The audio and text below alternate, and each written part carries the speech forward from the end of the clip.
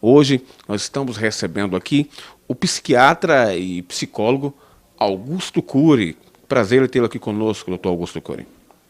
É uma honra estar com vocês aqui no Diário Brasília. Doutor Augusto Cury, como que aconteceu um ateu convicto como o senhor? De repente, o senhor conheceu Jesus, descobriu quem é Jesus, se tornou um cristão? Bom, eu fui um dos maiores ateus que já pisou nessa terra. Creio que fui mais ateu do que Nietzsche, que escreveu sobre a morte de Deus, e inclusive Marx, que abordou que Deus, a busca por Deus, é o ópio que entorpece a mente humana. É provável que fui mais ateu do que Freud, do que Jean-Paul Sartre e Diderot. Como eu pesquiso uma das áreas que é considerada a última fronteira da ciência, o mundo onde nascem os pensamentos, para mim Deus era fruto do espetáculo das ideias, de um cérebro que não aceitava o seu fim, o seu caos, na solidão de um túmulo.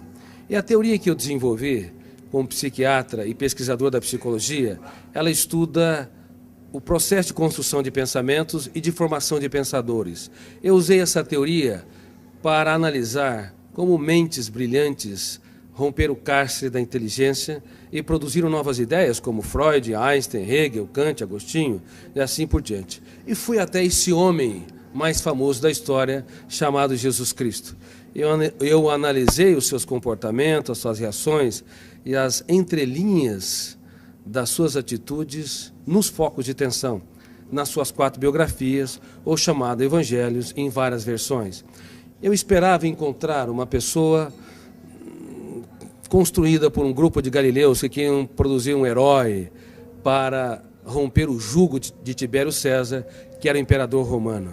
Mas fiquei perplexo, porque percebi que a sua personalidade é tão complexa e tão fascinante que não cabe no imaginário humano. Para você ter uma ideia, no exato momento em que ele foi negado por Pedro, ele olhou para o mais forte dos discípulos, e embora sendo golpeado pelas palavras que bradavam, eu não o conheço, eu nunca andei com esse Galileu, ele não faz parte da história, ele cativou com a sua retina e gritou sem dizer palavras.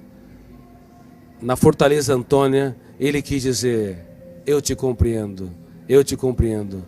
Com seu olhar, ele economizou palavras, mas fez um discurso mais brilhante que o mais poético de todos os discursos. E quantas vezes você, pai, mãe, você, professor ou executivo, está diante de uma pessoa que falha, erra, e ao invés de simplesmente olhar e lhe dizer sem palavras: eu te compreendo, e nós julgamos, excluímos.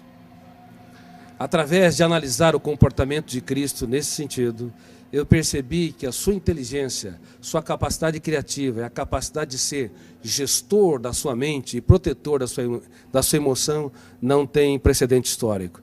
Assim, eu deixei de ser um ateu, um dos grandes ateus da história, e percebi que a procura por Deus não é um ato de pequenez intelectual, mas um ato inteligentíssimo da mente humana. Mas quando o senhor pesquisou sobre Jesus Cristo, homem, o que o senhor esperava encontrar? Quando eu pesquisei a humanidade de Jesus, esperava encontrar alguém que não brilhasse no caos, diante das perdas, das traições, das frustrações e decepções.